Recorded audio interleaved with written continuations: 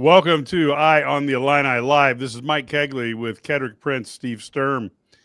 We are here, and look, folks, the thing I talk about all the time as a coach and as a guy who covers the Illini is in perpetuity, they only remember that you won the game. They don't remember how close the score was. They don't remember how things looked all game. And I am going to enjoy the fact that Illinois came out with this. Now, what got me, Steve and Ked, is at 14-10 when Illinois got the ball, they always fiddle fart around and don't score and kind of take the end out of it. They could have done that at Wisconsin a couple times. Each time there's these key drives. Boy, if they just do this now, it'll make the game really tough. And it just never seems to get done, and the games stay close. This time, as per, 7 of the last 8 times it's been within one score, Illinois wins. But I don't know if that strategy is going to work so good next year without one Luke Altmaier.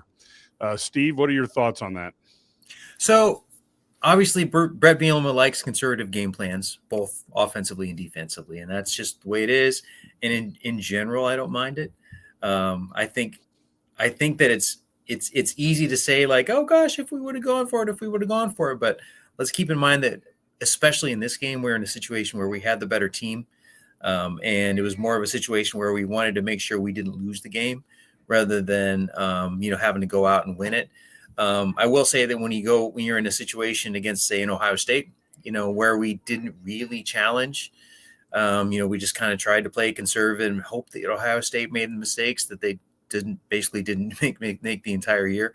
I would like to see us go a little bit bigger, but in general, I'll take the conservative game plan that leads to many wins. And I will point this out. I pointed out a couple weeks ago when we were on this podcast too. This is the second time in my lifetime that Illinois has won 8 games in a row twice. And we're in a situation where the Big Ten is amped up, meaning this is probably the best 2-year run in my lifetime, which started in 1970. So let's all just appreciate what we have rather than trying to pick stuff apart too much, Mike. Can't defend me. Unmute yourself. Mike, I'm going to tell you, I'm on your side. Steve, I understand. I'm going to go 50-50. Here, I'm not going to abandon both of you.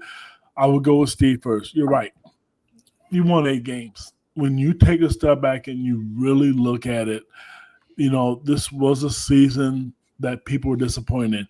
Anybody who's trying to tell me that people didn't think this team was trying to play for a college playoffs, you're lying to yourself. I mean, I've had conversations with the players. I know the coaches talked about it.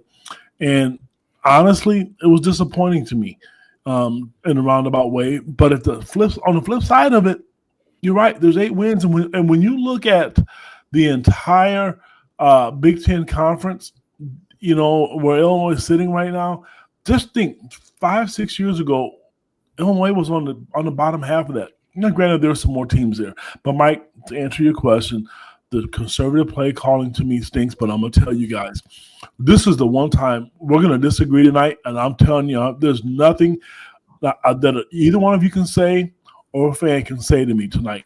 The defense was good tonight. It was great. My concern is the offensive line. I'm telling you, I'm upset about it. As everybody wants to rip Aaron Henry, the defense was aggressive. They got their hands on balls. They were in right plays. And if Gabe Atkins worked his behind off, the offensive line to me is a major concern, and I'm going to probably talk about it 50% of this podcast. Steve, you weren't with us about 2 or 3 years ago. Brett Bielema was a master at running the clock out with 5 minutes to go in the game. If you can't run the football 5 yards, it doesn't work. They just gave the ball back away. You have to throw it. We can all talk about Khalil Valentine, and we can all say Caden Fagan is not a running back. I disagree. If there's no holes, the offensive line has been a disappointment. I'm not blaming the players. I'm not blaming the coaches. I'm blaming the fact that we all see. I don't care about how many yards they rush. If you can't open the holes up, and they can't run, and Brett has been he's done a great job of managing the clock. You're on first down, you can't get 5 yards. You go back 2 yards, and then on third down, you have to run it. That's not Bielema football. And we can pretend that it's okay. The offensive line is concerning me just like it is the defense, guys. I'm sorry. If you can try to tell me something different, then I can make Stevie Wonder see again. All right, man. That's just up to Steve. He's going to defend the offensive line. All right. Actually, I'm not. But I am going to start tonight, baby. I'm sorry. No. So first of all, they're not that bad. The pass blocking was just fine tonight, and let's keep in mind that Northwestern wasn't playing in the super conservative, type of scheme that we talked about Illinois playing in earlier as far as pass rush. So, they were actually coming for Altmaier, and the pass blocking was pretty good tonight. I would say it's been pretty good for the most part this year. Obviously, there have been a few mistakes, but although I pointed out, Caden Fagan gave up 7 of our sacks this year, 7, more than any offensive lineman. So that was a real problem too. But I do feel like the offensive line was overrated, maybe coming into the year, or perhaps complacent. But I am going to kind of circle back to the same theme that I've been saying as well. They didn't get pushed. It's very, very weird that we've had 7 offensive linemen play this entire year.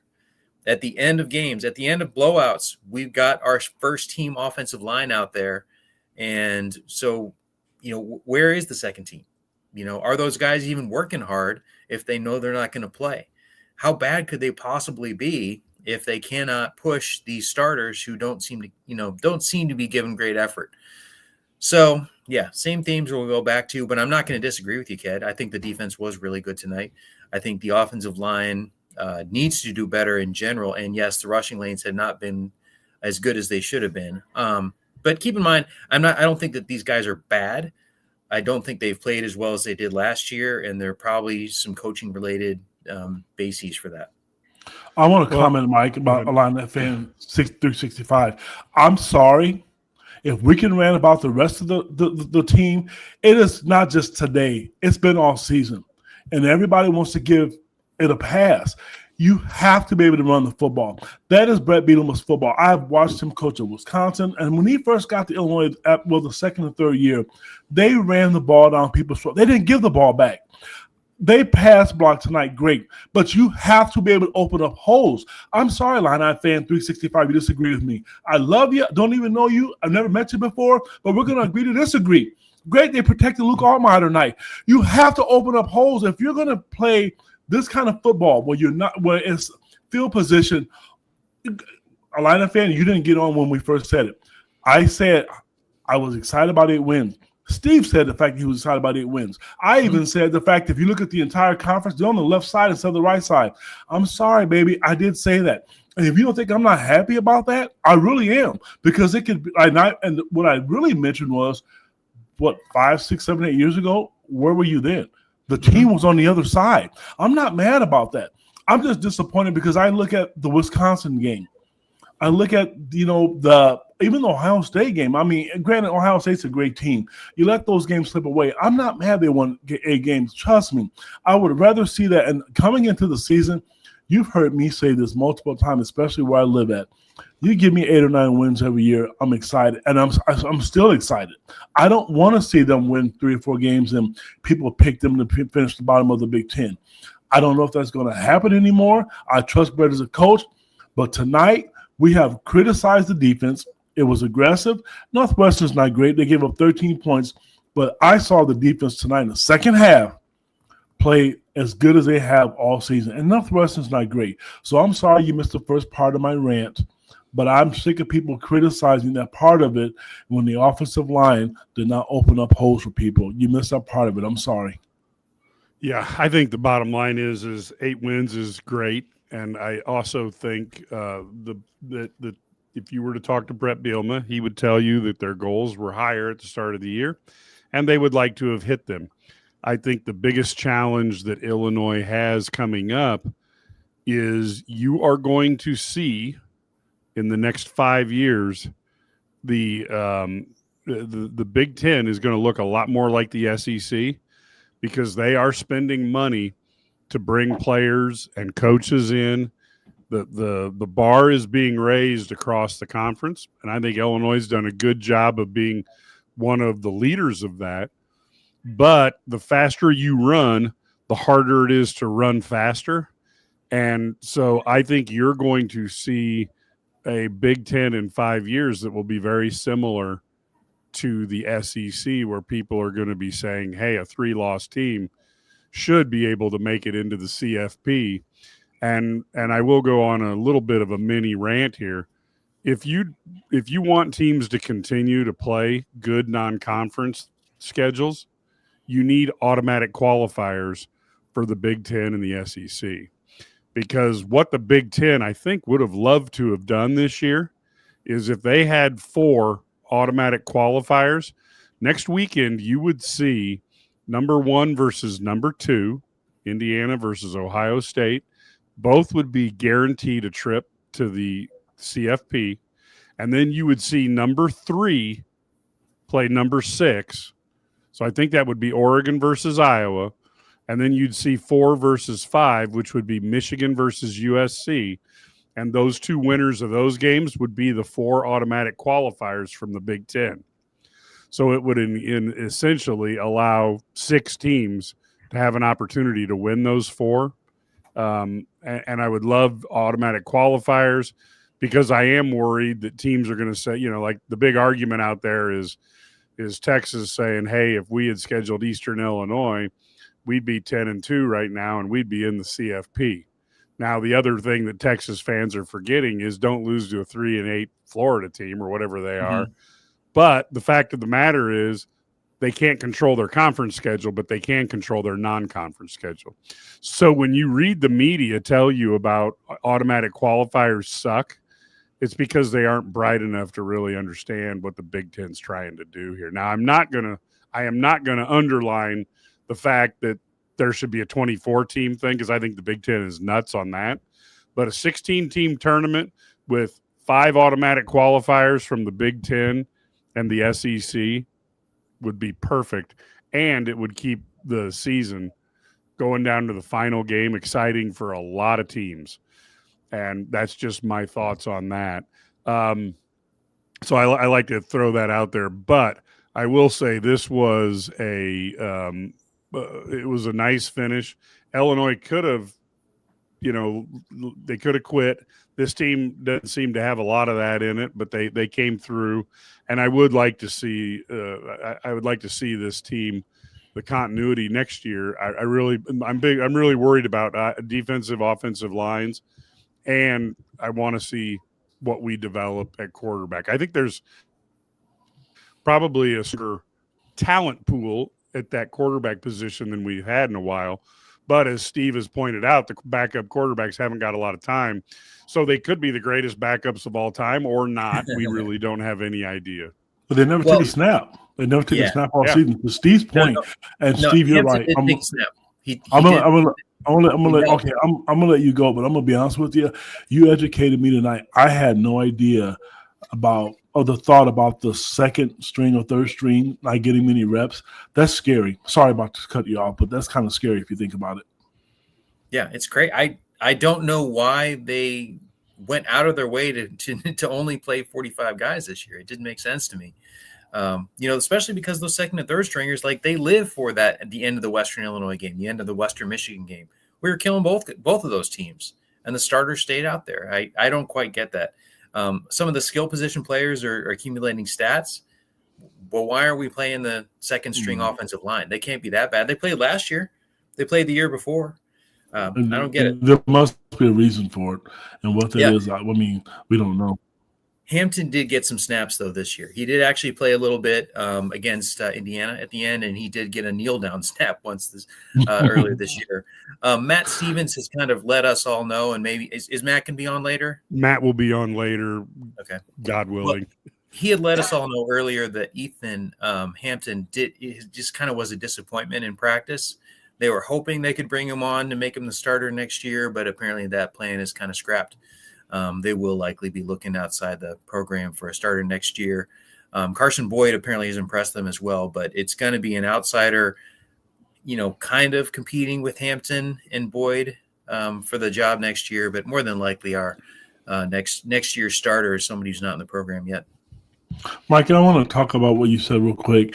I don't want to make this podcast about money because we did that the last time, and I don't want to bore fans. But I will tell you this. My take is I think when NIL was the hottest thing ever, that helped put Illinois on the map. I do think Brett Bielema is an outstanding coach, and you have no idea how happy I am the fact that they won 8 games. I want to say that again. But I think the transfer portal made Illinois competitive because if you don't have the transfer portal, I don't think Illinois would have won the games they won last year. I don't think you get a Luke Altmaier. I don't think you get a Cole Russ. All these players that you got that transferred in, to me personally, are guys that you were able to get, and they weren't able to recruit those guys. The thing that scares me now is that everybody else has money. They all have money. So what are you going to sell at Illinois to make them come here, not Wisconsin, not Iowa, not Nebraska? Because it has to be different. We can talk about Brett Bielema's NFL career, his record putting guys in the NFL, and I think that's great. But the money factor right now is just not going to be – it's not going to help Illinois. And if they want to stay on the left side of the winning column and not, in the bottom half of the Big Ten, they have to be different. And I don't know what that is. I don't know what the answer is, but I know there's not going to be a lot of money. No one's going to come in and just say, here's $100 million and go buy players. That's not going to happen. Now, Matt Stevens told us, that the amount of money that Ohio State has and compared to the rest of the Big Ten, he gave me a number just what they pay for their offensive line alone, and it was scary. So Illinois has to be different. Steve, you're right. What they do in the transfer portal, the quarterback, all of that's going to be huge. This is one of Brett Bielema's most important years, I think, since he's been in the program. I will say that the one good thing is Illinois has something to sell because of Brett Bielema, which is they are a winning team. And if you're a high school senior this year looking at the portal, looking at to commit, or you're a college player, most of your memories of Illinois, thank God, probably don't go back to Lovie Smith. Mm-hmm. And I think that's a huge, huge positive. Yeah. But what do you do if, okay, say, for example, Mike, you can't say Iowa's not a good program. You can't say Nebraska's not competitive. Michigan State's doing whatever the case may be, or Washington. So you're competing against those guys. But then Steve just, made me see something that I've never seen before. Why come if you're not going to play? So you have to sell something. I don't know what that is. We can sit here and we can hope and wish all we want. Because if I'm Washington or USC, that's kind of where Illinois is. I mean, they competed with those schools. You get to go out California and play. They're going to put guys in the NFL. They have great offense. So Illinois has to be different. And I don't know. I mean, trust me, you know how much I like Brett Bielema. But that's just not going to be the only reason why kids come to Illinois anymore. I don't think, especially now when everybody else has money. It's what Mike said. Like, it's the stuff that used to matter in the pre-paying days. Program wins. Program puts guys in the NFL. The stuff that people used to talk about before it was all about dollars is probably what separates us, meaning that, a $500,000 offer from Illinois probably means more than a $100,000 offer from Iowa. Well, maybe not Iowa, but Minnesota and Nebraska, because we're putting guys in the NFL right now. And we're winning games, and we're on New Year's Day bowl games. Hopefully we'll see how this year's bowl pairings works out. We're getting all the visibility that used to matter for guys before it was all about dollars and cents. That's my take on it. And it's still going to be about dollars and cents because LSU published that open email to any prospective coach saying we're going to spend $25 million on our football team roster every year. So the money's going to be Ohio State is not going to go, oh, shucky darns, I can only spend $15 million. So I guess I'm only going to have an offensive line this year. They're not going to cut back. So there's going to be the NIL contracts that are judged, and then assigned, approved, I should say. But I do think that Illinois is going to need more than $15 million. And then I think the other thing that they have to lean into is the way I would explain it is we've been very fortunate. We've had some very talented players come through here, but they weren't highly regarded. And what can I do for a bunch of 4 stars? Boy, that would be pretty interesting to see instead of a bunch of 3 stars. And I think we'll win more games, and I think we'll have more guys drafted higher. You might be one of them. And that's the attack I would take. The other thing I think I would do is Illinois, the branding of the family, which a lot of people think is fairly trite. If you talk to the family members, Ked, you do this all the time. The family members and the players will tell you that their coaching staff really cares about them. And there's other schools out there that you just go, okay, you know what? I made it to the CFP and but there's not that feeling of family. And I think they've got to try to use that as a differentiator as well. And you're going to try different things for different people because every human being is going to react. Nobody's going to react the same to everything. So, and look, this is Fedigator. Yeah. When I heard that Drinkwitz was staying at Missouri, that told me that Kiffin was going to LSU because Drinkwitz was talked about as like an LSU candidate, and it didn't seem like he wanted any of the other jobs, but that one he wouldn't say no to in terms of when he was asked in the press. So once he came out and said, hey, I'm going to stay, once he signed the deal for Missouri, in my mind, I'm not saying I'm right, but in my mind, I thought, well, that means Kiffin, someone is going to LSU. And since it was Kiffin, and Dellinger's tied to that whole Southeast Conference, but particularly LSU, Mississippi State. But I'll tell you right now, I highly recommend their broadcast. The College Football Inquirer with an I is very good, or maybe it's with an E. But anyway, they have a great podcast. So I would tell people if you're looking for a good podcast, try the College Football Inquirer. They do a wonderful job. Dellinger's come on our show once or twice, and he was a fantastic guest, and he's actually friends with Matt Stevens. But yeah, so I thought, that's the case.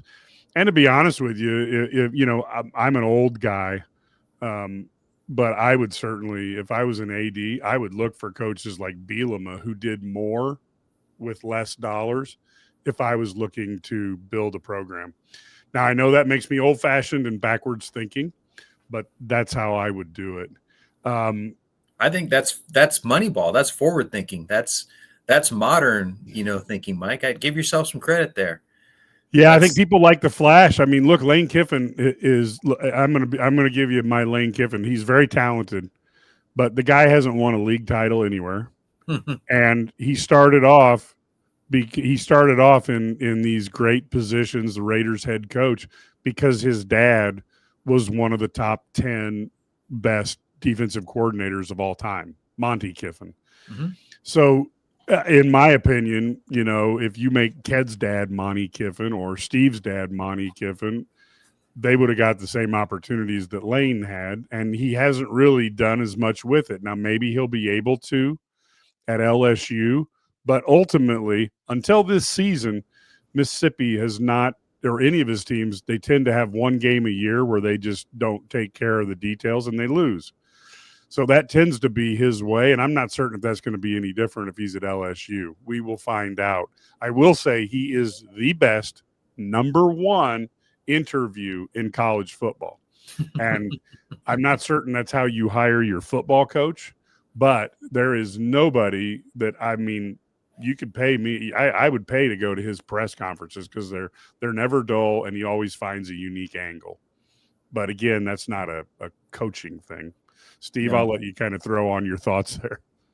Oh, so as far as coaching, I was going to say, I would probably go for somebody who can get more bang for your buck, because we're moving into, especially if you're not going to be one of the schools with big money, going and finding guys who don't cost as much is key.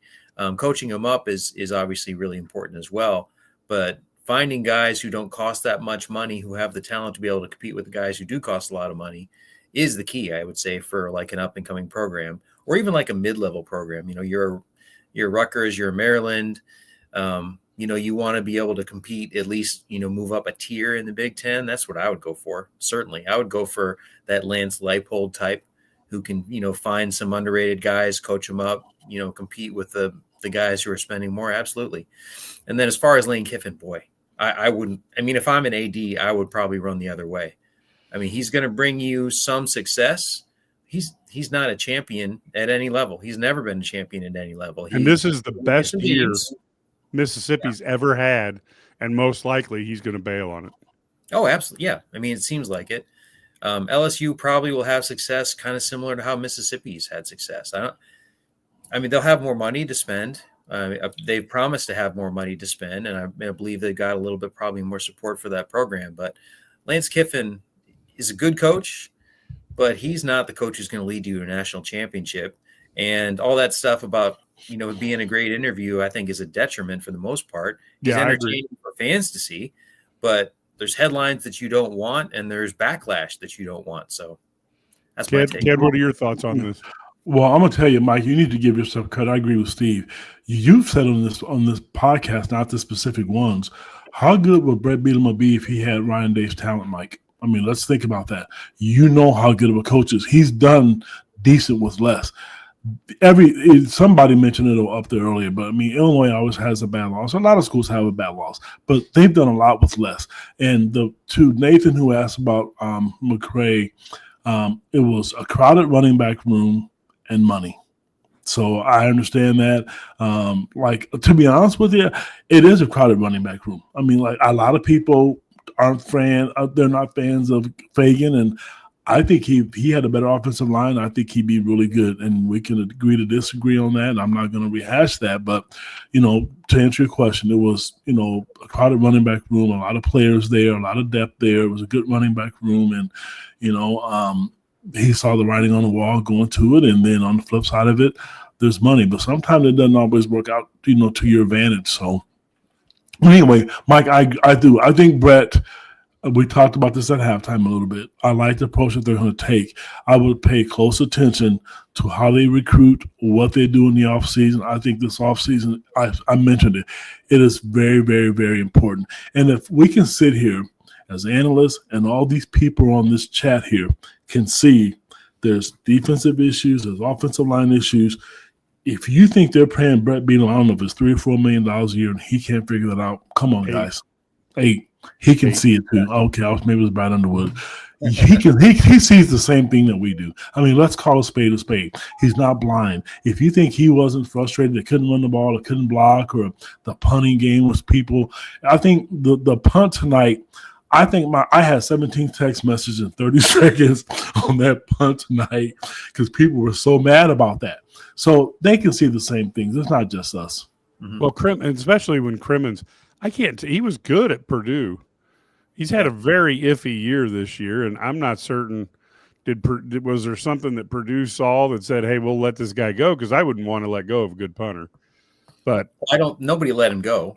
Purdue doesn't have much money. Yeah, and we offered him money to come. That's what it comes down to. And he's not bad, but he was a little disappointment for somebody who's seemed to be in the running, should have been in the running for an all-conference type situation, and he's been a little inconsistent. Obviously, the kneel down against Ohio State was a killer. Yeah, that one last week was not his fault. So yeah. Now can the freshmen go to Ubben and work out with Fletch? Now, Fletch is awesome, but I would not underestimate Tank Wright. Yeah, he came out of the Michigan machine, and if Ked and I had a good fortune of going and meeting with Tank, at the Smith Center. I'm telling you what, if you don't think that guy can't motivate a bunch of people, you never met him before. And if you take a look at the Illinois players at large, I would say that I don't think there's any glaring issues that I can tell with Illinois' strength and development program. But we've talked about this before, and I'll let Steve and Ked give you their own opinion. But to me, to be a 4-star generally means that you're good, obviously a good football player, but you've got that extra quickness or that extra speed or size. that gets you to that 4-star level That's versus the correct. 3-star. And then when you get to a 5-star, you may have all 3 or 2 of the 3. So you might be bigger, a little quicker, a little faster. That gets you a 5-star. And some of that stuff you can't fix in a weight room. I could be in a weight room the rest of my life, and I'm not going to have any lateral quickness. It's just not going to happen. And so I think sometimes if you're the strength coach, let's say at Ohio State, you got to get their guys to be in great shape. Every strength coach, has to do these things, but you have the raw material to get a little higher with what your guys do. Because if you saw the thing for number 8, the outside linebacker for Ohio State, who I told you would be a top 3 talent in all of college football this year. He benches 4 something. He runs a 4.58. He's 245 pounds. Some of that stuff is just God-given, and you can't go to Dylan Rosiak and give him that piece of paper and say, when you're done here, you're going to be 6'5", 245 and have a 400-pound bench and run a 4.58. So I think my guess is after watching and talking to Tank Wright, looking at the results that Illinois has got on the football field the last 5 years, I don't think Illinois has any deficiencies in their strength and conditioning football or the program. Okay. I'm going to make a comment on that. So here's my thing. You're right. I think Tank's a good guy. I was impressed with him. And for the people who go to the games, if you get to sit close to the field, and if you've been a member or you've gone to a number of games, the size of the players today are different. I can honestly tell you. At the 8-minute mark of the fourth quarter, the press is able to go down on the field, and we're on the field before the games. I'm down there talking to recruits. I can tell you, and if I've ever told you the truth, I'm giving it to you right now. The size of the players down there now, they're Big Ten size. They look like Big Ten guys. They're big enough. The issue is, to me, and I'm sorry, and it's not me being mean, they are not athletic enough. I wrote an article, which is free because I work for another company, and you can read it. Kirk Signetti said it. Illinois is big, but they're slow. I mean, and I don't care how good Tank is or how good any strength and conditioning coach is. If you don't have the foot speed, you don't have it. I've complained about it. I've talked about it. And I've done recruiting for over 20 years, and Mike hit it on the head. 3-star kids. Now, some kids are overlooked because they don't go to camps. Some kids just, the parents don't have the money. There's kids that aren't able to go do some of these things. But the difference between a 4 and 5-star, when you hear a coach or an evaluator say their speed, their size, and the biggest thing now with 5 stars is they look at, could this kid play in the NBA? Could this kid play in the NFL? But it's strictly speed and strength, a lot of it. Because my last comment, if you remember how good Ohio State defense was, I think Indiana defended Illinois really good. Obviously, Wisconsin defended Illinois really good. But the closeout speed that Ohio State had against Illinois was scary. It wasn't close. I think Luke had a good game, but every time he looked to make a pass, they were a step in front of him. That's just, you can't teach that.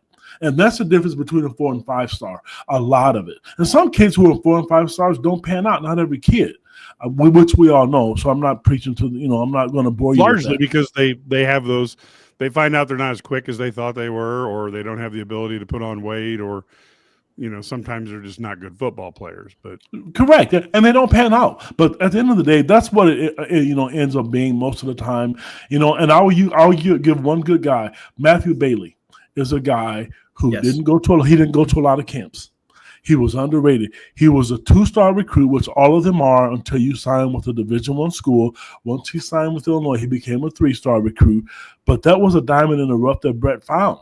I mean, and is there a chance he can play on Sundays? I think there's a slim chance. His health is a concern. But you can't build a roster with Matthew Bailey and think that you're going to win with that, because those players might not pan out. Or Devin Witherspoon. So let me back up a step. First of all, just to echo the other guys, Tank Wright is not the problem. Tank Wright is a solid B+, I would say. I mean, yeah, Fletch might be an A, Tank Wright is a solid B+. And to kind of echo the other guys again, the physical transformations I've seen some of these guys make from their like high school recruiting videos that I watch intensely to, you know, the guys that I'm seeing on the field today are very impressive. And then the power that goes with it too. These guys aren't just get fat. They aren't just weight room warriors. These guys are showing real Big Ten power and above average Big Ten power. And yes, I agree with Ked as well that we are lacking some speed, and I would like to do better on that. I will disagree with Ked a little bit in that I think the one thing I would say could be improved with Tank Wright is other programs are including improving on speed and quickness too. There are ways to do it. I'm not saying, you know, we've all saw you can't make chicken salad out of chicken, you know what. My coach used to say that a lot to me all the time, and I started to take it personal. It's not a situation where everybody's going to be able to add, you know, drop 0.2 from their 40 time, but I've seen it done. It's definitely happened. It's happened in Illinois in previous regimes too. So that's one thing that we probably could get better. And I will say also, we've had quite a few guys come in. Again, I've watched these recruiting videos intensely. We've had quite a few guys who had track speed when they were at Florida, you know, in Florida high schools, and then they bulk up, they get ready for Big Ten play, and then they're not track speed stars anymore. So it's the difference between, both, you know, and that's the difference between a 3-star, 2-star, 1-star, and a 4 or 5, because the 4 or 5 is bigger and displays that speed, you know, and that's sometimes part of it. And not to say that a 1, 2, or 3 can't do that, but the likelihood is less. And I will disagree with Ed with one thing. I think Matt Bailey is a star, and I think you can build a team with Matt Bailey's. His speed isn't actually that bad. I think what I meant though on that, Steve, is that you're not going to be able to be in other words, if you have all Matt Baileys, you might be wrong 30% of the time. Yes, that's what I meant. Yeah, that's trouble. Yeah, you can't take a roster of Matt Baileys. Yeah. I got to be honest with you. That first big hit he did in the first quarter, I was like, "Holy crap! I hope he didn't concuss himself again." Because he just crushed that guy, and I was like, "Oh, great player! I love that guy." He plays hard. I mean, yes, he does. And if you guys would have saw him in high school, because he's from, where I live at in the same area, I'm telling you, that was a steal. I mean, I think and Brett Bielema's career since he's been there. I mean, granted, he didn't recruit Devin Weatherspoon. I think Devin Weatherspoon and Matthew Bailey have been the lowest stars who made the biggest strides, if they make sense. And Brett really thinks he has a chance to play at the next level, and I see the comment here where he played linebacker. I just think the kid is good. He's talented. And Steve, Mike's right. I know he could play at the next level. I think he's fast, and I've seen that speed improve. So you're right. I know that part can happen. My point was that you just cannot have a bunch. If you recruit a bunch of Matthew Baileys, they're not all going to pan out. That was my point. I know. I was just pointing out. I just can't take anybody dissing Matt Bailey. He's one of my favorites ever. Oh, yeah. Me too. Trust me. I saw the kid play in high school. I know a lot about him personally and his coach. And I'm going to tell you, for the people out there who didn't understand, he was going to go to Iowa, and Iowa wanted him to walk on. That he was going to be a walk-on.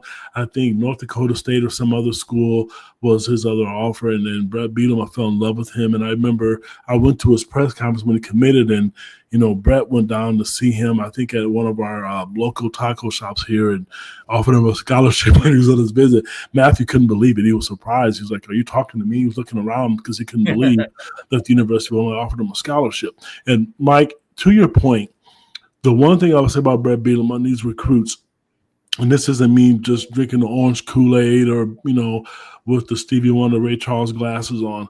Brett is really genuine. I mean, a lot of Division I coaches refuse to to leave their desk, to get on the plane to go recruit a kid. You could be a negative 3-star. There's some sarcasm there. I know there's no such thing. Or a 4 or 5-star. Brett is going to come recruit you, and he's going to come talk to you. He's going to meet your family. And so many of these kids talk to me and tell me there's times where he's gone to Florida to talk to families, and football never came up. It was just about life. It was about how the world was going. just your family. And then the thing with Brett, how he's so smart and intelligent, he remembers their aunts or uncles. And when he sees them, he calls them out by their names. That's impressive to recruits. Yeah, I think, and again, I think the gloom and doom is something we can talk about in a minute. But I know, Steve, you've got a schedule you have to keep. So why don't we let you wrap up, and then Ked and I will go on until Mr. Matt appears. Yes. So, we've talked about like future quarterback a lot. We've talked about future running backs a lot. I just wanted to alert somebody to something that's kind of glaring on the stat sheet that maybe people haven't looked at yet. If you look at our sack leaders this year, Gabe Akis, 9. Everybody else down here, scraps. We got 1.5, 2, and they're not bad players. Like when Gabe Akis hasn't been on the field, it's not been as terrible as it was last year, where we were just kind of helpless. Or had to blitz or bring 5 just to bring pressure or whatever. But at the same time, I want to alert everybody to the idea that, even though quarterback's a question, running back's a question, we're going to have some questions, I think, at safety. We really need to think about outside linebackers next year. So I would look, if somebody gave me, say, $10 million for a NIL budget for next year, I'd probably spend 1 on a quarterback who's pretty good. I'd probably go get maybe a stud wide receiver, who can make a difference, and spend 2 there. I'd probably spend 1 to get a good safety. I'd probably spend 1 to get a difference-making running back. And I would spend 3 to go get a pass rusher who can play outside linebacker. That's where we are really going to need some help. So, but I just wanted to wrap up with that. Just something we haven't really talked about yet, and I wanted to get to. So, but it's been a pleasure talking to you guys. Illini Nation, we're not down. We're not doom and gloom. We're all happy about today. I certainly am proud and thrilled. I was very nervous this is going to turn into another crushing Northwestern loss like we've had at the end of the season several times. So I'm really happy about that, and I look forward to the bowl game. So, what's Brett's record against them? Is he 3-1 against them? I think 2-1, 3-1. I mean, Steve, you're right. I mean, we've been awful. I mean, they're winning. I mean, that's why you can't be mad. And if you look on Twitter before, I know you have to go, look at those players, the way they celebrated tonight. That win, it mattered. That's what college sports should be about. Yeah, and that's the stuff that'll matter. Like, that's the stuff that used to really matter before people were about dollars and cents. We have all that stuff that we didn't used to have. Hopefully we'll be a little bit more equal in the money. But anyway, it's been a pleasure. Thanks, guys. Take care. So yeah, let's go back to this one. Why all the doom and gloom? Look, man, you're watching too many political things. We'll give you opinion on everything. We have not been all gloom and doom. And if you choose to listen to the stuff that makes you mad and run around thinking that's the problem, more power to you. You've been trained by political talk radio to think that way. This is the type of win we're excited about, but there's also parts of the team that could get better. And there were opportunities this year that this will be a year that 8 wins was a fun team. And it was a year that I think you'll say, what if they beat Wisconsin, which would have allowed them to go after the incredible 10-win season, which Illinois hasn't done very much. And that's just the way it is, And again, you look at the losses to Washington, where we played let's not sack the quarterback. It makes you think what could happen there, how that would have been different. And I don't think anything would have been different with Ohio State or Indiana. So call me a doom and gloomer, I guess, but I didn't think Illinois was going to beat those 2 teams. So that's just me. I thought going into it could have beat Indiana, but looking at the end of the season, the way it panned out, Mike, it wasn't going to happen. And you're right. I don't want people to think that we're upset. We're not. I mean, we're just talking about analyzing the game, what's going to be next, from recruiting standpoint, all of it. You have to look at my face and Mike's face. We're not 25 years old anymore. We've seen when Illinois football was awful. We're running a business, here, and one of the worst things that could ever happen is Illinois football to stink again, to not be good. I feel really confident. I don't know how it's going to work out. I feel really confident that no matter what, they're going to put a competitive product on the field. Are they going to win 8, 19 games next year? I don't know. I couldn't tell you that. But I know I feel a hell of a lot better then but then having Brett Bielema here, then Tim Beckman, and the way Lovie Smith left the program. I'm sorry.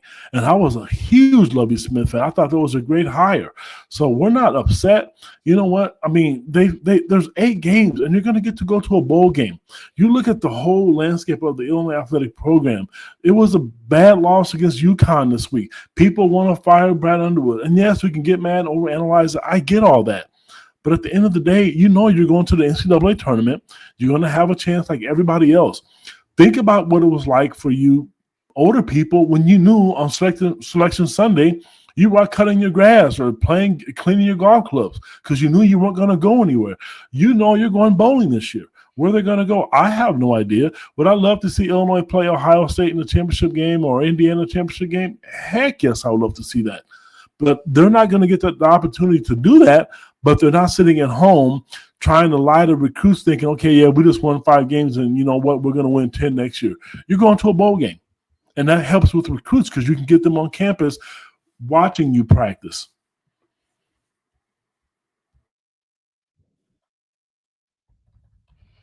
Yeah, I mean, I think, when you look at Illinois football and you want to go, year by year, Illinois has had some crappy decades, not bad years. They've had bad decades. And so when you look, the last time that Illinois won 8 games back to back was 1989 when they went 10-2, and then came back in 1990 with an 8-4 record. Just so you guys know, at that point in time, I was 22 and 23 years old. I'm now 58. So Ken and I appreciate what we're seeing here under Brett Bielema. And, I've interviewed the man one-on-one a couple times. And I've said it before. I'm extremely impressed with what he puts together because he does not come across as a football coach. He comes across as an executive who's running a big company, and he understands what's going on. And so unlike a lot of coaches in the past who've like, oh, I've got to run the offense. Mike White ran the offense. John Makovic ran the offense. Tepper ran the defense.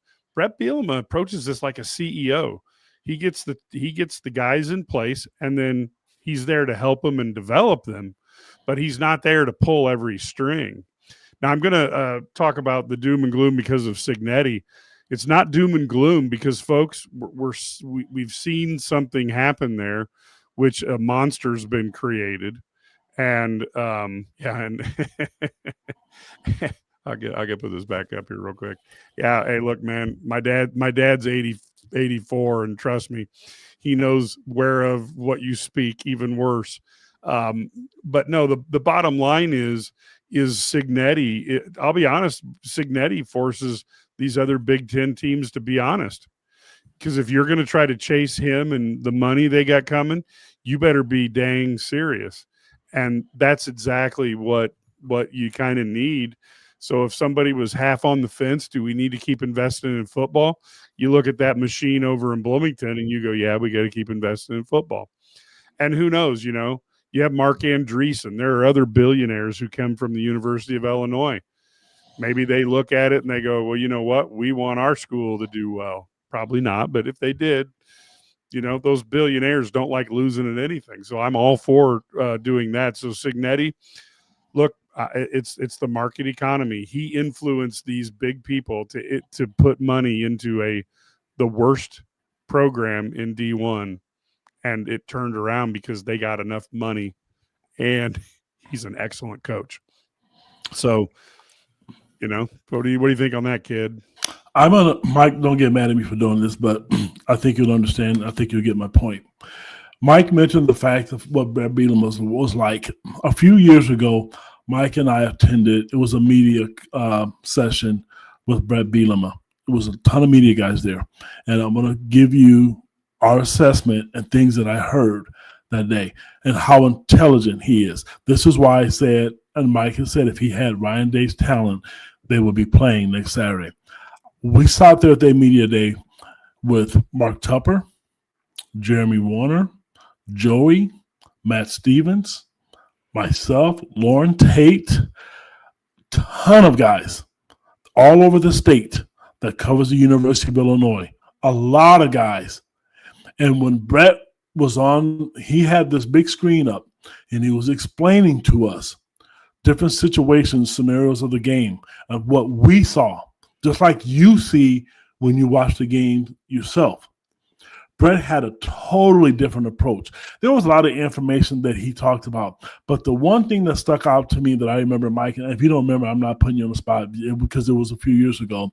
He talked about a game that he had previously, and there was a missed field goal in the first quarter. And he didn't just say, yeah, it cost us the game. But he broke down analytics, which I'm not a fan of, and showed why that play affected and cost them the game. He's extremely smart and extremely intelligent. And for the people, a lot of people don't like the fact that he's complaining, he's mad, he's yelling. If you knew how many times the Big Ten has apologized to him for blowing calls. Remember the Michigan game a few years ago that they blew a call? He's smart. He knows. Tonight, I think the officials kind of screwed him tonight. That wasn't a first down. I thought right away, I'm like, why are you giving him a first down? But he's so smart. He knows all the rules. You have a really good football coach here. Everybody is not going to win 10 games. You're not going to go 12-0. It's not going to happen. But like, someone mentioned up here, old school fitness. He's 67. He's seen more bad football than Mike and I both. The fact of the matter is, this could be worse. I do not want to see an Illinois football team in 12 games give up 55, 58 points and then win 2 or 3 games. I don't want to see that anymore. I'm sorry. And I feel confident, and that's why we're not upset that this is the right guy to lead Illinois to win a national title. He's not just trying to win fans and get you in the seats. He's trying to win just like everybody else is. Yeah. Yep. And I think ultimately, I think the second half, both offenses, I think it went to more of an icy rain, and I think the field was relatively slick. And while the offense has an idea of where they're going, when neither of them can get a lot of traction, I think that slowed down both offenses. If you look statistically at what went on in the second half, it was not a great half for offense, with a total of 9 points scored versus the first half that had 24. And I think that was a part of it. And I also think the offensive line I didn't think they played as well. Now, Steve disagrees with me, but I didn't think they played as well. But part of that, I think, was just the defensive line. They started bringing a lot of guys. There was a couple of times when they were, talking on the television, they counted up to 9 guys coming on a pass rush. That's hard to block. So I think ultimately, and this is where Brandon Lamp is now, I've got him on my side. I drive Sturdy and Ked nuts with, we need more money so we can get better players. But I was always able to win when I was a district manager. I always won because my team was better than everybody else's team, because I was able to hire the best people. But I did not have somebody that I was competing against who had a salary budget that was 3 times mine. So I was able to do a good job when it came down to hiring people in a certain salary range. I was one of the best in the country at hiring, and that kept me in the top 3 all the time. But I think he does need more resources to acquire players. And so if Illinois thinks they can just spend the 15.5 on football, I think that'll be tough. I think they're going to need money above that. And I can guarantee you one thing, Ohio State's going to have at least 20 million, because they ain't going to spend less than 35 next year. So you're going to have to figure out ways to make sure you've got some extra NIL coming in so that you can attract the players. Where I think Bielema will have an advantage over a lot of these guys is he is very good at analyzing talent and picking the right guy. Nobody's perfect, but he's able to get these 1 stars and 2 stars and turn them into Hall of Famers. And you have to do that every once in a while if you don't have as much money as the big guys do. Ted? They have to. Like I said to you, you don't think Nebraska has money now, and I'm not talking Indiana, Michigan, and Oregon. You don't think Washington's going to have money? You don't think Michigan State's going to have money? They're going to. And when you look at this whole TV contract and this whole revenue share thing, they're going to have money. And what's the difference of? I'm just going to compare Illinois and USC. Okay, both have $15 million. Okay, so just because Illinois has $15 million, that $15 million is better than USC's. It's not, so you're going to have to be different. And Illinois did not create this monster, but you have to play the game. You have to go along with it. If they don't compete and they don't find ways, and it's not my money to do it, like I said, I'm not going to harp this because we talked about this the last podcast, they're going to stay stagnant. The advantage they had before was the NIL transfer, and they could offer playing time, and you got to play for a coach who could put guys in the NFL. And I think right now he has 55 guys that play for him that's currently, I believe, that play in the NFL underneath him. So that is a big selling point. But other people can say, you know what? Come to California. It's beautiful out here. You're not going to have to play in the snow like you did in Champaign where it was 32 degrees and ice. You're never going to have that unless you go on the road. So there's other selling points. Illinois has the coach. And I will tell you what, the fan base is great. I know the Illinois fan base drives a lot of people crazy, but I'm going to tell you, you talk about a loyal fan base, it's special. It is. You could go places and there are Illinois fans everywhere. They're just not as vocal as some people, but a lot of people do talk about that. And Luke Altmaier, I got to golf with him a couple years ago, and I'm going to tell you, he was surprised. He knew nothing about Illinois, but just the passionate and the way fans were to him, and being at that golf tournament with him, I know he was frustrated because every time he picked up a club and wanted to swing it, someone wanted to talk to him or take a picture with him. But he was impressed by that. So, you know what? It's a good fan base. It's a good school. They're going to win games. And you have an amazing athletic director. That can't go unnoticed either because they're never going to go backwards as long as he's there. I don't think so. No, and now St. Dominic's is making the point for me. That's has a lot of millionaires, although you might want to look at the amount of money that Eli Lilly has right now, which is unbelievable. But again, that's what Illinois has to do is they have to successfully recruit those guys, keep them investing, and figuring out how to get them donating the way the Ryan family does to Northwestern, and the way Geese is doing right now. You need more guys like Geese and Shad Khan, and so you keep those guys coming. And Bob Johnson is one that comes up all the time. Mark Andreessen, you see, obviously you've got a list of them there. And those are the individuals that I think Illinois should have somebody. And I know that probably Josh Whitman likes to keep this at him, but I think you need somebody who is pure sales background, who's in there talking to them on a regular basis, trying to give them that. And I think the one thing that you see Brad Underwood and Brett Bielema and Shauna Green do is they're willing to work with the people who are donating money, and I think that type of access is critical to the success of the company of the university's sports teams, because people actually they want that access because that's what some of that money buys that. So you know what? If you have Geese on the sideline and Shad Khan wants to stand there too, get two of them on the sideline. You get three of them. Who knows? If they want to pal around with Ked Prince for a day, they call us, and Ked's going to hang out with them. That's just the way it is. And you know what? The Indiana has set the mold, but people have to understand something. Signetti influenced people who have never given money to the football program so that he could do that. And so I got to give Signetti, people think of him as just a football coach. He's more than that. And when I look at, there's definitely, that's so true. And it's a big company.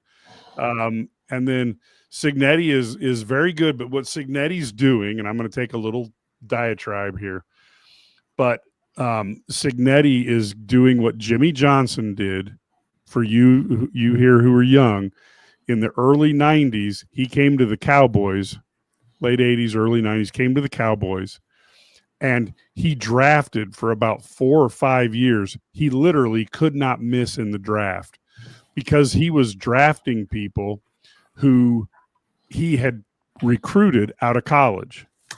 And so what Signetti's doing is he's taking the best guys from the James Madison area, because they weren't always a D1 program. They were down in that old 1AA, whatever you call them.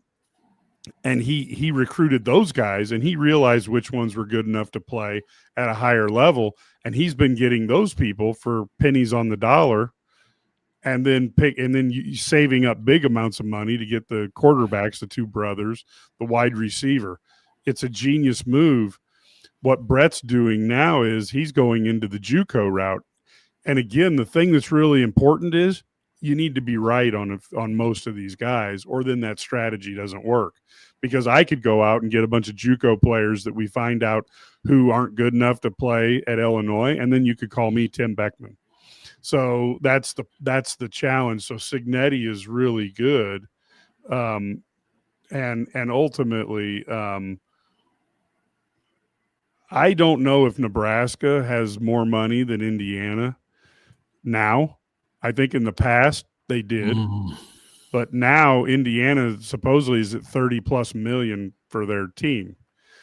So I don't know. So, but the interesting thing is Nebraska's heartbeat used to be getting corn-fed guys from Nebraska. Well, you need to do more than that, and then they could parachute in anywhere in the country and pick up a tailback or this or that. Well, that's not happening anymore. So they're finding it really hard to be Nebraska. So that just means there's space for an Illinois, but it isn't going to be easy. I will tell you this. I don't know all the logistics yet. I know there are some that I could find out, but I'm going to make this perfectly clear. If the University of Illinois will let Shad Khan be free and do his thing, Illinois would have a hell of a lot more money. I'm telling you. Now, and I'm mentioning because St. Dominic talked about this, and I'll say that again. That guy is willing to give some money. There's two names up here that I've heard a lot of people talk about, the Pritzker family and Bob Johnson. Those are the two names that I know that if the things went right and that they asked and things played, if the cards fell in the right place, there's a lot of money there. Because all these schools, all these alumni schools have a lot of rich alumni. But like Brad Sturdy has always said, our colleague, they're not going to give $40 million every year. It's just not going to happen. There's only probably one guy I think who will do that, and I think that's probably Mark Cuban, and he's one of the smartest businessmen I think I've ever. I don't think he gives over 10 usually. I know I'm just being sarcastic, but he'd be smart enough to help Indiana. It is not my money, and I feel dirty for saying this, but if Illinois wants to be what Indiana and all these other schools are, Pritzker family, Bob Johnson, Shad Khan, Lucas Walton, all those people that's on this list, they have to help out. Because if they did, I think they pass some of these other schools. Because if you offered a player and you have the opportunity to play in the Big Ten, play on TV every week, and you're playing for one of the best coaches in the world, and you could offer him or her a lot of money, they're going to come to your school. You have no other reason that you can't, because you're going to be coached well. Yeah. I mean, there's a lot, like I said, there's a lot of opportunities out there. And so the one thing that people have brought up, which is incredibly important, and I've argued this for decades on Illini message boards, is you really need a Donna Shalala, Pat Richter relationship like you had at Wisconsin, which produced Barry Alvarez, and then you got what's his face for the basketball team, and they were clicking on all levels. And I think Josh Whitman is working on developing that. I think Josh Whitman is the prototype for an athletic director, and it would be perfect to see the top of the university have that same commitment. But that means they can't worry about, having a bunch of professors getting mad at Shad Khan about something that's not important, or Mark Andreessen, whatever. You have to figure out a way to get along and make things work for both sides. And there's always a way to make a win-win situation. You just have to be willing to do so, and you have to set your pride aside. Mike, And I'm sorry. and the people who are at war with Mark Andreessen, I don't even know if they're still there from when it happened. So who knows? Am I wrong in seeing this? Is Duke going to the ACC championship Duke game? is going to the ACC championship because SMU lost. So Illinois, that win looks a little better now. And I believe when they lost, I predicted that Duke would be in the ACC championship game. Hey, look, there's Grizzly Adams with the beard. Yeah. Matt made it over to the frozen tundra. So Matt, that game he was out there with the shirt off, Mike. He was out there with the students with the shirt off. I saw it on TV. He was doing his best Ben Johnson impression. Matt was running around the locker room going like this all the time. So now that you're back and dressed, Matt, what's your thoughts on the game? Okay, do you want to do housekeeping items first? Or do you want to do the game? No, I'm serious. Like, this is Cagley's choice. Let's do housekeeping. Let's do housekeeping for one. Let's do housekeeping for 100, Alex. Okay. The head coach said that he is looking forward with working with every member of the defensive staff for bowl prep. So if you think Aaron Henry's getting fired, I've got news for you. There's that. Or you think Brett Bielema is the biggest hypocrite on God's green earth, which I don't. So, kind of laid it out there that he thought the game in Madison was according to the head coach, kind of. Are we allowed to cuss here or not? Yeah, sure. He said it was kind of bullshit that what we did to the defense, putting them in those positions. So he was really happy with the way the defense held up in the second half, and he's looking forward with working with every member of the defensive staff during bowl prep. So if you were going to fire the defensive coordinator, I got news for everybody. It would be before you started bowl prep, and it would be before you started to do bowl prep at the end of December. You wouldn't wait till the end of December and then play the bowl game and then fire Aaron Henry. So, Simon says Aaron Henry's coming back. Womp womp. Sorry, folks. Housekeeping items on Luke Altmaier. Asked Luke Altmaier, do you plan on playing another game for Illinois? And he gave the exact same answer that I've gotten from everybody in the Altmaier camp over the last 2 weeks. I don't know. He said, I'd like to. I really like to compete, but I don't know if we've seen the last game that Luke Altmaier might play for Illinois. I think if he had his decision about it, he would play in the bowl game, but I don't think he is lying because Luke Altmaier doesn't usually have a dishonest bone in his body when he steps in front of a microphone with us that he said he doesn't know what will come of tomorrow. And I believe him. So you might.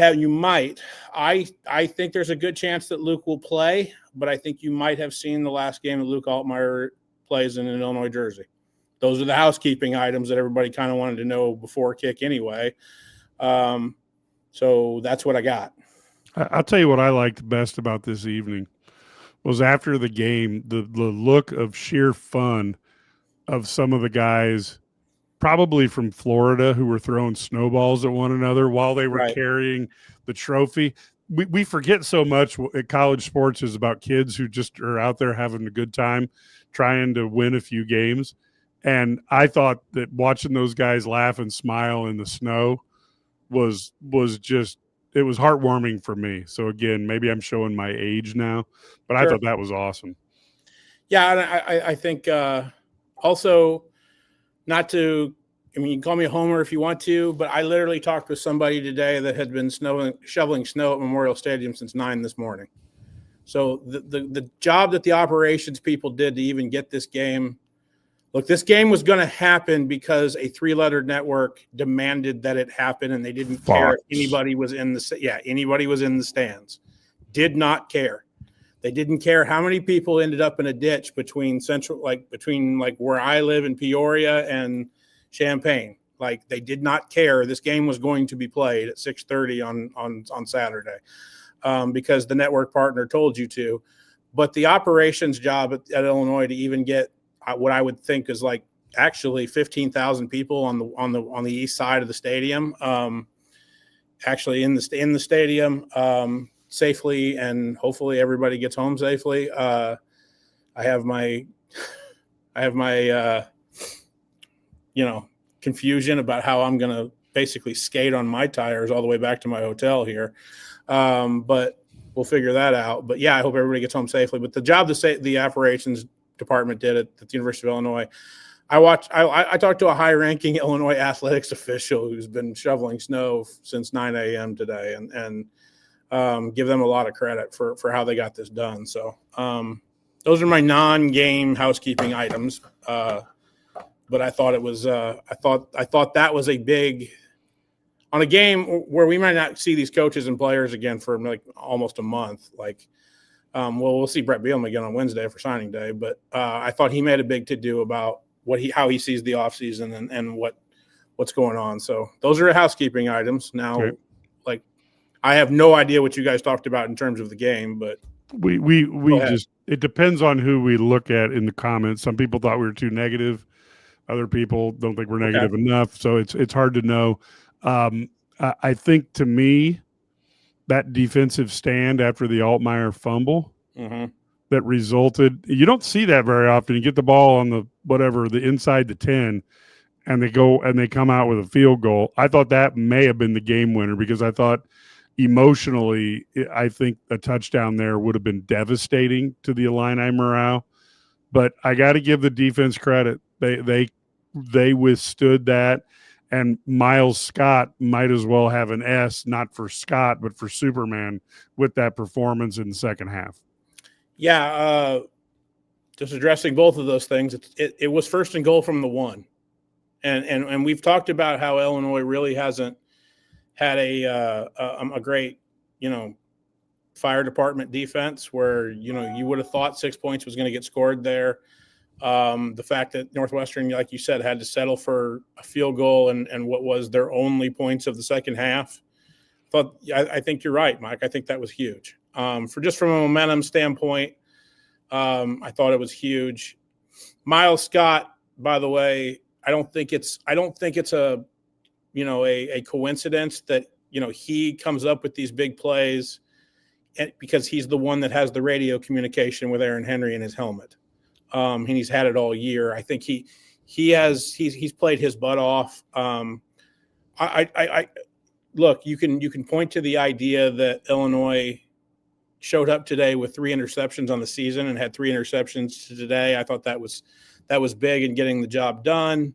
But I thought Miles Scott just made plays today, and all over the field, whether it was those interceptions or whether it was, trying to be that extra guy in the run defense, because they really do walk Matt Bailey up every time. And it's just a matter of Miles Scott just not making sure everybody doesn't get beat deep. Miles Scott has been the advocate. I won't say the advocate, but he's essentially been the target of keep everything in front of you.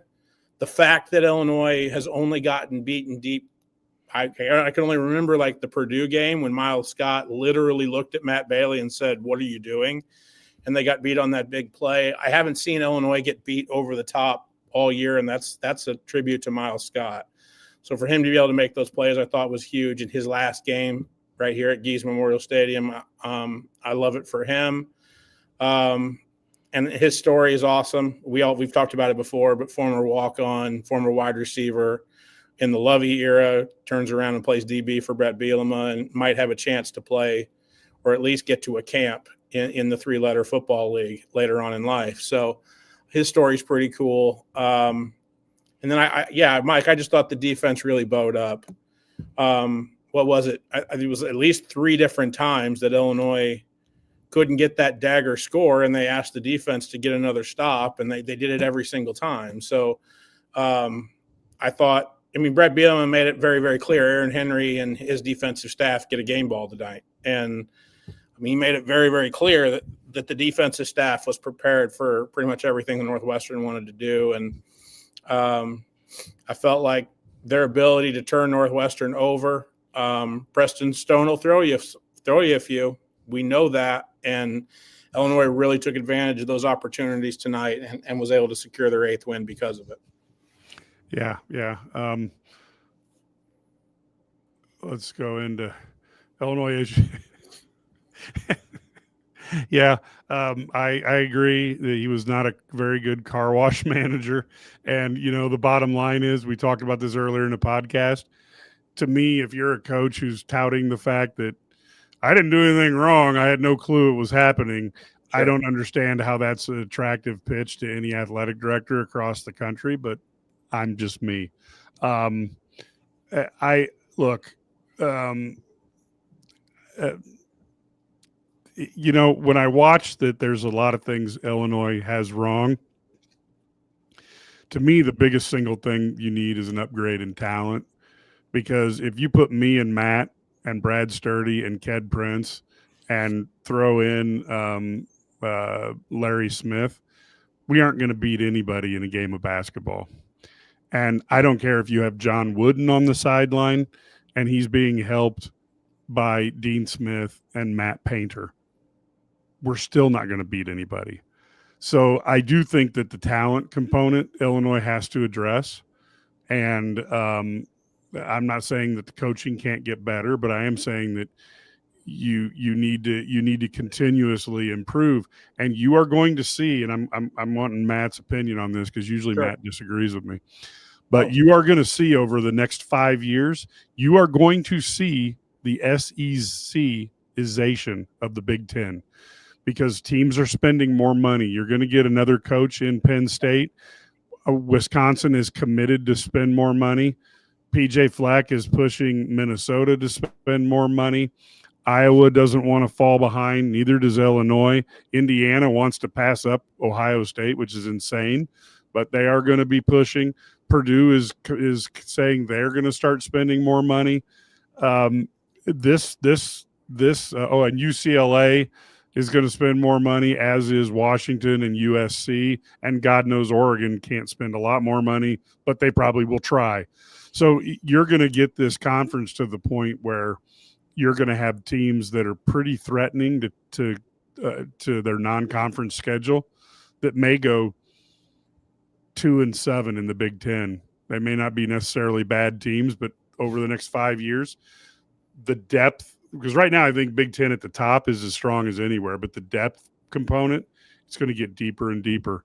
And I think it's going to get to be a very strong conference. And even some of the names that we're seeing, out there for openings in the SEC, you're going to get some good coaches there. It's going to maintain its depth.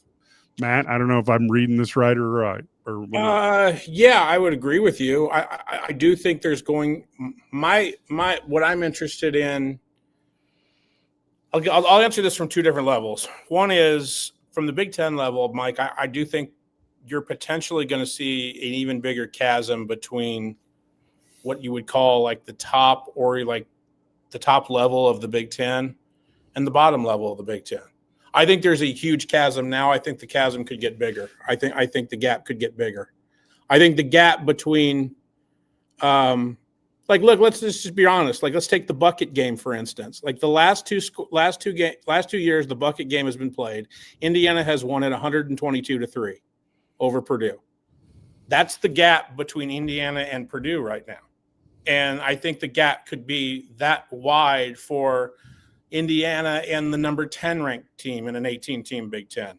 If everybody's not careful, I'm not just talking about Indiana. I'm like those top tier teams that Mike mentioned that are looking at the CFP every year. I think the gap could get bigger.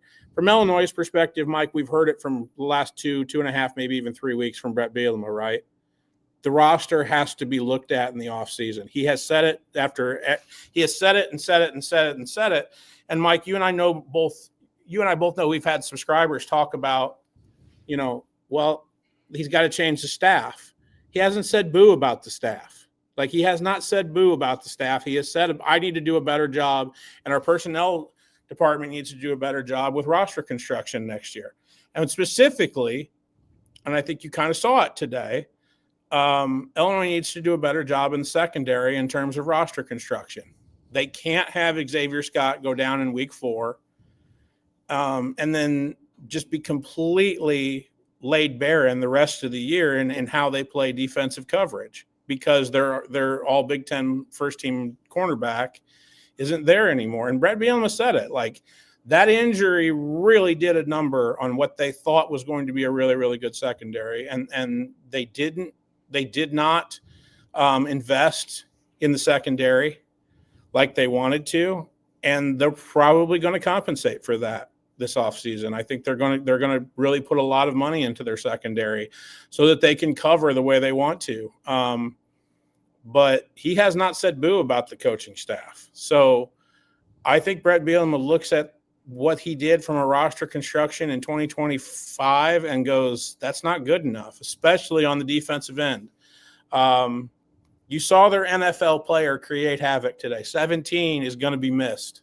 I'm telling you, he's going to be missed. He's probably going to be a defensive rookie that's going to create havoc in the National Football League. Gabe Yakas is a guy that, Mike, you know that we talked about this when you hired me at Illini, guys, and I said, hey, look, this kid's a freshman, but he reminds me so much of Simeon Rice. It's unbelievable.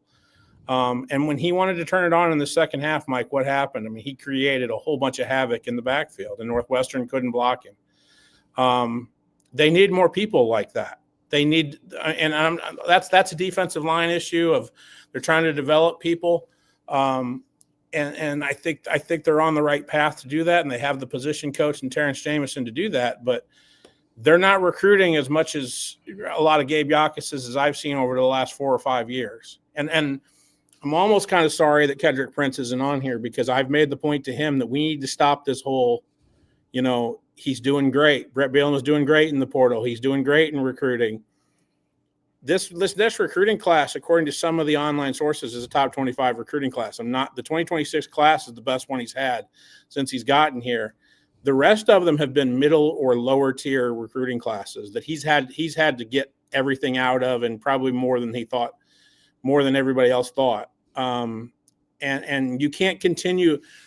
Going back to my original point, Mike, of the chasm between the middle and the upper tier of the Big Ten, you cannot keep recruiting the 10th best recruiting class in the Big Ten and hope to God that you're going to compete for a college football playoff spot with those types of recruiting results. And I think Brett Bielema knows that. I think they know that they have to go in the portal and be more aggressive financially and in how they address certain position groups.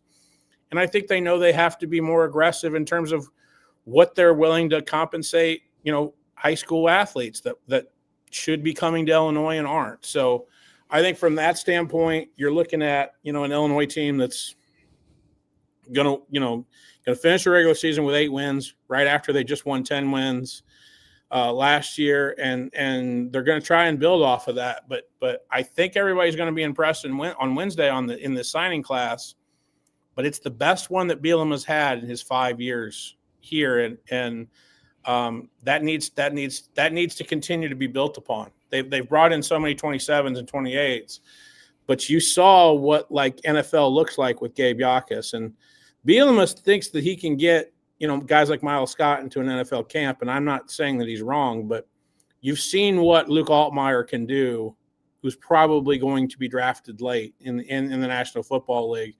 You've seen what a difference maker can do there. He has talked repeatedly about this 26 class where he thinks at least 2, 3, maybe even 4 guys in this class are instant true freshmen arriving in January and then starting that next August as true freshmen. So if that's the case, then Illinois feels like they have a really, really hopeful future along with a pretty darn good present with 18 wins over the past 2 years. So that's what you need to recruit nowadays. Yeah. I mean, kids are not interested. I mean, look, in my era, you would, a lot of us would have been more like, well, I want to go to the team I want to go to, not just be the 16th generation of guys to go on to a school that had already been good. You know what I mean? Right. But it's different, I think, nowadays a little bit. And I'll be honest with you, here's one. This is interesting because, so as a kid, I grew up in Muhammad.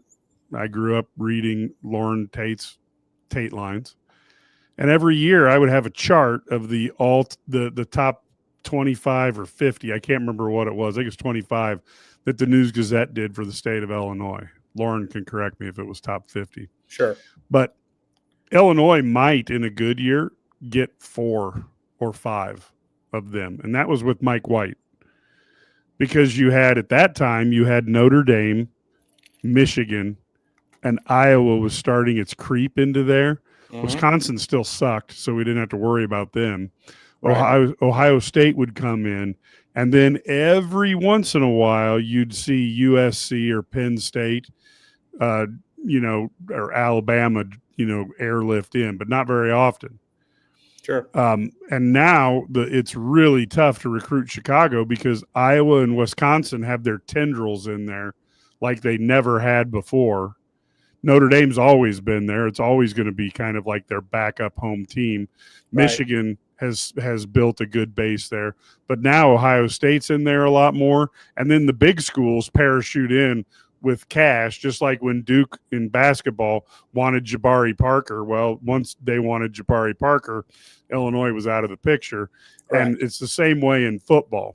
So like there's a 5-star tight end up there for 2027 that I don't think he's even looked at Illinois. I mean, it's basically like Ohio State and Texas. So it is not, when people say we have to get the best players in Illinois, I agree with the premise, but just want to remind you that in the history of Illinois football, it has never been done. And Right. the same can be said, ironically, about Atlanta. Georgia does not control Atlanta. Everyone goes into there and gets players. Georgia gets its fair share, which is what Illinois should have as their goal. Right. The same with LA, except the Pete Carroll era where they were getting everything. Mhm. And then New York has never been that way, and Dallas, where I live right now, has never been controlled by Texas. So it's very, very tough in principle. It's very, very tough. And as I've said, as long as I can remember, Notre Dame has been taking the best out of the Catholic League for as long as I can remember, but as long as my dad can remember, and I'm assuming goes all the way back to Newt Rockne. But So can I address that one quick? Yep. Okay. First point I will tell you is that's an absolutely 100% accurate historical lesson on what has happened with Illinois football recruiting probably in my lifetime, and I'm 41. Okay. Unfortunately, Mike, I'm going to give Brett Bielema and everybody at the Smith Center the Don Draper line. That's what the money's for, right? Yeah. I mean, you know what I mean? Like, I'm asking you to do something that's historic because that's what the money's for. That's what the money I pay you is for. That's the best way I can describe it. Mike, I was literally standing. I'm going to give you an example of today.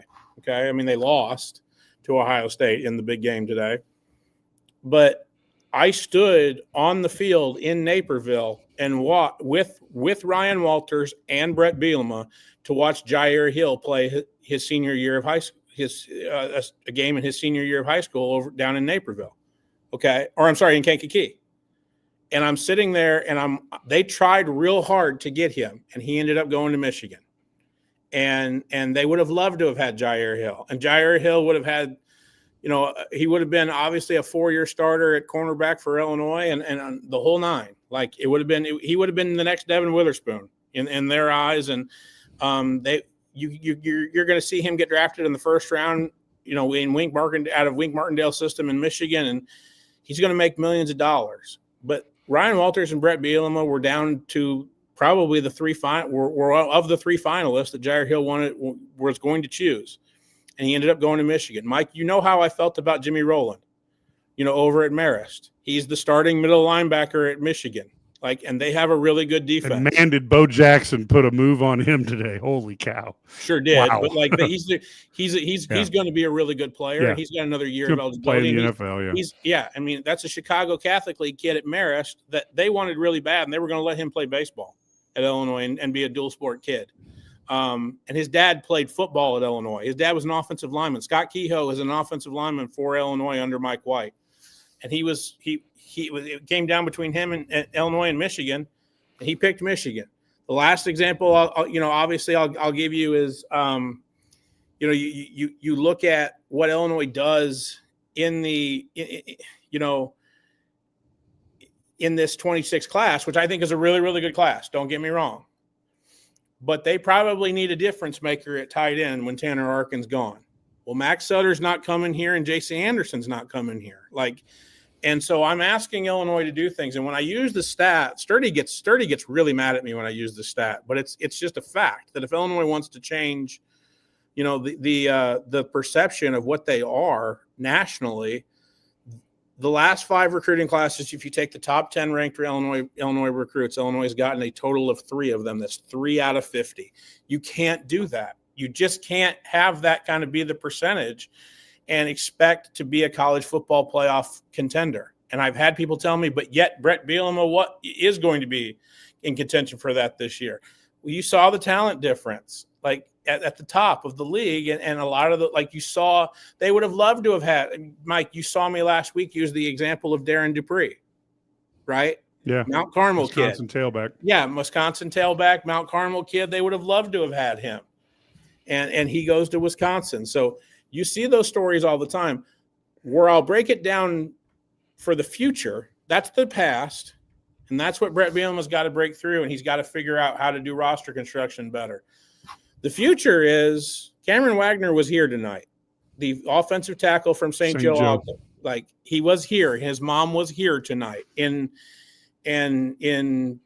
I would consider unsafe conditions to be driving from St. Joe. Kent Brown was here tonight, by the way. And so, like, it couldn't have been that bad to go from St. Joe to Memorial Stadium tonight. But it's not the best driving conditions in the world. It's not the safest, and it's probably not the greatest conditions to sit and watch a football game. But, Jana was here, and her son, Cameron Wagner, was here.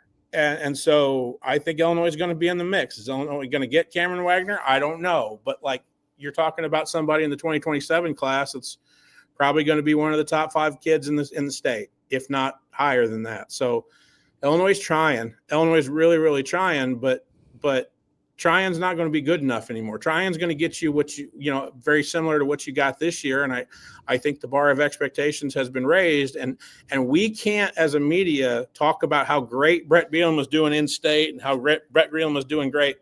We can't keep looking at these kids that sign with Illinois and go, well, Brett Bielema's, just cranking it, in recruiting. And I've tried to tell people, that's the first thing that's got to change, and it's got to get better. And you can't have your head coach. I remember last year on signing day, you can't have your head coach standing up at the podium and going, hey, apparently today was National Bank Day for a whole lot of programs. It just wasn't for us. I mean, that's not the thing you need to sell.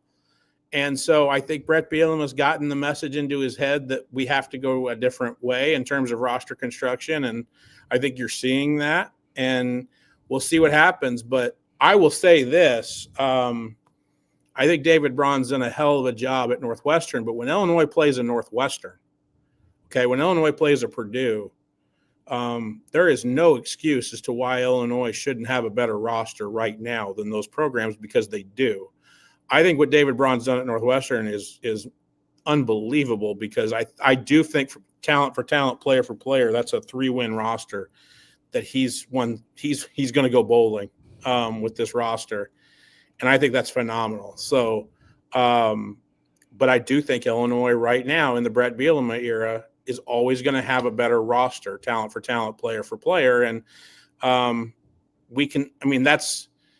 not the end goal, but it's a baseline to where this program is compared to when Brett Bielema took it over in 2021. He said it so much on the post-game radio show, Mike, where he said, hey, I think we'd lost 6 in a row to Northwestern before I got here, and I think I'm 4-1 now. So there's at least a data point in which Brett Bielema was kind of flipped the script, at least in state, and you just kind of got to build on that.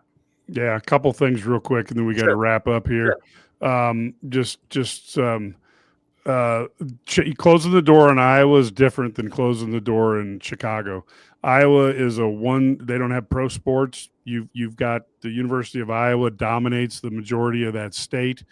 And it's just different than Chicago. Think of Chicago as the capital of the Midwest. You've got graduates from Iowa, Wisconsin, Notre Dame, Michigan, Ohio State, Illinois. I mean, everybody in there. And so you're never going to control that like you would there. East St. Louis has always been a tough recruit for Illinois. as long as I remember. But I think, obviously East St. Louis is one that you want to be getting. We've gotten a few athletes from there. Brandon Henderson comes to mind. Brandon Henderson and Melvin Priestley are teammates on the East St. Louis team that won, 3 straight state championships. So yeah. So I think they're trying to do as best they can there. Right. Talent evaluation. Fedigator and I are gonna disagree on this, because I think Illinois with less money, between $5 and $9 million this year compared to 30 to 40 million that Ohio State has. Illinois can't afford to be wrong, and Ohio State can afford to have a 5-star or 2 that crap out every year and just go, no big deal, we'll get another one. So you saw that when arguably when they had Tate and Smith sit out against Rutgers last week, arguably their 2 backups could have been the best duo of wide receivers in the Big Ten. Yeah, I think Brett Bielema might agree with Fedigator a little bit, though. Like, this is what I'm trying to say. Better. This is what I'm trying to say, though, Mike. I think they thought their talent evaluation and their roster construction in 2025 needs to be retooled and rethought about. And so for all the people that think you're going to bring in a new defensive coordinator and it's going to solve all your problems, I think that they feel like the players that were out there this year after Xavier Scott got hurt, especially in the back, weren't good enough. And they just didn't have any confidence in those players. And so that's why you saw Illinois show up at the park today with 3 interceptions. They got 3 in the game today, but they got 3 interceptions. That's unacceptable. But I think Brett Bielema has looked at this and said, hey, look, we've got to figure out a way. And I think they're doing this, Mike, most recently in the junior college department. I think they're finding people that they're saying, hey, we got to update what we're doing, especially in secondary in terms of talent, because what we're doing coaching wise works. You guys can debate whether or not you think Brett Bielema was right about this, but he's pretty confident in his coaches, I believe. Now, he could completely just 180 degree this on me, but it's a complete 180 degree difference from what he said in post game today. I'm just telling you that. And so I think he's been really consistent the last 3 weeks that the roster construction and how they go about it's got to be better and it's got to be different. Because if it's not, you're going to see similar results and maybe worse results when you don't have a quarterback that can, quite frankly, win you some games like the way Luke Altmaier did. So there's a lot of truth to that. And so I think that this offseason is going to be really big for Illinois and how they go about addressing that. Yeah. I totally agree with that. And like I said, there's a lot of challenges when it comes to recruiting up there, and Purdue is another team, as people have noted, that's going to get there. They've committed to put more money into it as well. So these are things that are never going to be easy for Illinois, and it's a combination of Illinois not being particularly good over the last 50 years, and they also need to figure out how to deal with what we have in terms of NIL funds to better build that. We're about ready to do it to shut down here, but I would ask you, if you got a chance, give us a follow, me at Mike Kegley or Matt at Matthew C. Stevens. Do that on Twitter. You get a lot of information without having to do much. Just go on in and hit the follow button while you're here. That'd be great. And anytime you can share our stuff on social media, that is a huge help to us, because basically word of mouth is the biggest and most effective way to spread the news. IlliniGuys.com, $99 per year. You get Ked, Matt, Brad, Larry, myself that you can talk to all the time directly in the message boards. It's a lot of fun. And as basketball season goes, it heats up and you want to get in the middle of some fiery debates, go ahead and join Illini Guys and start putting out your opinion of the coach, pro or negative. You will get plenty of fire from all over the place. So it's a lot of fun in that respect. So, folks, we will be back, of course, next Saturday. We may put a show together, but it's been a crazy week and a half. But we will be back with the live show during the Tennessee game. Until then, folks, thank you so much for listening or watching, and we will see you. Until then, go Illini.